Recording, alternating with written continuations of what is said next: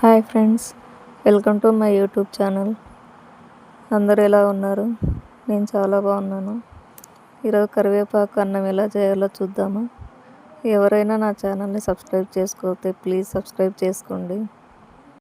కావాల్సిన ఇంగ్రీడియంట్స్: కరివేపాకు, ఆనియన్స్, నిమ్మకాయ, జీడిపప్పు, పచ్చిమిర్చి, పోపుకి తిరువాత గింజలు.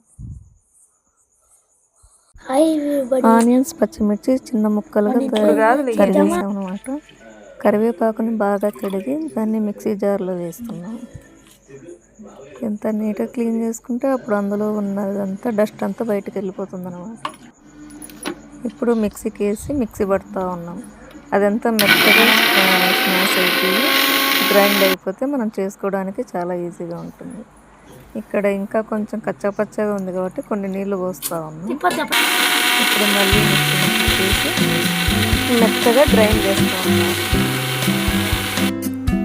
చూసారా, కరివేపాకు పేస్ట్ రెడీ అయిపోయింది. ఇప్పుడు స్టవ్ మీద ఒక కడాయి పెట్టుకొని ఆన్ చేసుకొని అందులో పోపుకి సరిపడా ఆయిల్ వేసుకోవాలి. వేసి ఒక 2 గరిటెలు ఆయిల్ వేసుకున్నాం అన్నమాట.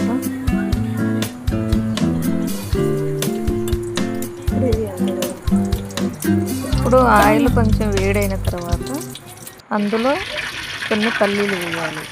ఇవి టేస్ట్కి చాలా బాగుంటుంది. తింటూ ఉన్నప్పుడు బాగా టేస్ట్గా ఉంటుంది కదా. పల్లీలు ఇప్పుడు మాడకుండా వాటిని అలా కలిగి చేస్తూ ఉండాలి. అవి కొంచెం రెడ్గా అయిన తర్వాత అందులో జీడిపప్పు వేయాలి.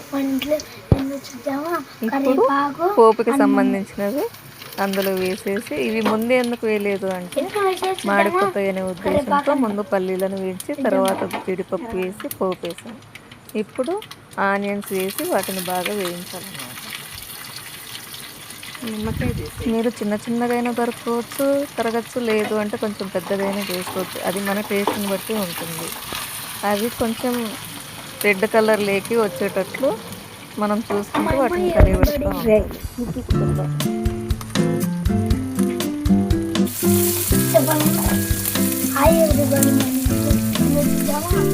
కరివేపాకు అన్నం.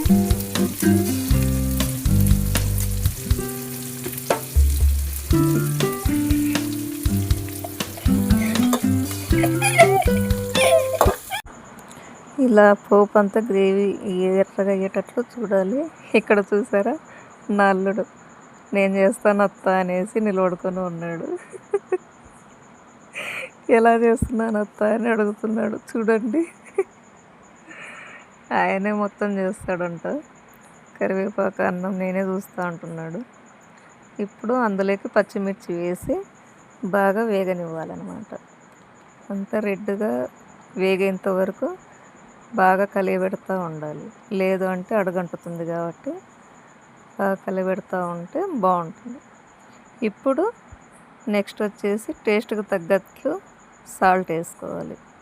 రుచికి సరిపడా వేసుకొని అంతా సాల్ట్ అంతా కలిసేటట్టు కలిపెట్టాలి. మళ్ళీ నా అల్లుడు వచ్చాడు, నేను చేస్తున్నా, నన్ను చూపించు అనేసి. ఇప్పుడు పోపుకు వేసినది అంతా వేయేసరికి ఇక్కడ అన్నం అంతా గట్టిగా లేకుండా పొడి పొడిగా చేసుకుంటూ ఉంటే తర్వాత అందులో వేసి కలిపెట్టడానికి బాగా ఈజీగా ఉంటుంది. ఇప్పుడు కరివేపాకు పేస్ట్ని అందులో వేసి మిక్స్ చేస్తూ ఉన్నాం అన్నమాట. కరివేపాకు పేస్ట్ అంతా బాగా మిక్స్ అయ్యేటట్లు, అది పచ్చివాసన రాకుండా ఉండేంత వరకు దాన్ని వేగనిస్తూ ఉండాలి. ఇలా అన్నాన్ని అంతా కరివేపాకు మీకు పేస్ట్లో అంతా కలిసేటట్లు బాగా కలిపెట్టుకోవాలన్నమాట. ఇప్పుడు టేస్ట్కి సరిపడా నిమ్మకాయ, అంటే ఎక్కువ తినేవాళ్ళు ఎక్కువ తీసుకోవచ్చు, తక్కువ తినేవాళ్ళు తక్కువ తీసుకోవచ్చు. సో మేము సరిపడేటట్లు హాఫ్ లెమన్ తీసుకొని అందులో జ్యూస్ కలిపామన్నమాట. అది కలిపిన తర్వాత అంతా రైస్ అంతా బాగా మిక్స్ చేయాలి, అప్పుడు బాగా పడుతుంది. ఇలా బాగా మిక్స్ చేస్తూ స్టవ్ ఆఫ్ చేసుకోవడమే, అంతే. ఎంతో రుచికరమైన కరివేపాకు అన్నం రెడీ అండి. చాలా సింపుల్గా, చాలా త్వరగా అయిపోతుంది. చాలా సింపుల్గా, చాలా త్వరగా ఎక్కువ టైం తీసుకోకుండా చూసారు కదా ఎంత ఫాస్ట్గా అయిపోయిందో. చూడ్డానికైతే చాలా బాగా అనిపిస్తుంది. నిజంగా చాలా బాగుందండి. మీరు కూడా ఒకసారి ట్రై చేసి చూడండి, త్వరగా అయిపోతుంది. మా అన్న పిల్లలు అన్నమాట, వీళ్ళిద్దరికీ పెట్టాము. వాళ్ళ రియాక్షన్ చూడండి ఎలా ఉందో. చూసారు కదా, సూపర్ అని చెప్తున్నారు. ఇదేదో వీడియో కోసం అని చెప్తున్నది కాదండి, నిజంగానే వాళ్ళు చాలా బాగుంది అని చెప్పి తర్వాత చాలా బాగా తిన్నారనమాట. అందరూ బాగుందని చెప్పారు. సో మీరు కూడా ట్రై చేసి తినండి, చాలా బాగుంటుంది. సింపుల్గా, త్వరగా, అందులోనూ మంచి హెల్దీ ఫుడ్. కరివేపాకు అంటే హెల్దీ అని అందరికీ తెలుసు కదండి. జుట్టుకు కానీ, హెయిర్, ఐస్కి కానీ అన్నిటికీ మంచిదే. సో ప్రతి ఒక్కరు ట్రై చేసి హ్యాపీగా తినేసి మీ పిల్లలకి, మీ ఇంట్లో వాళ్ళకి అందరికీ పెట్టండి.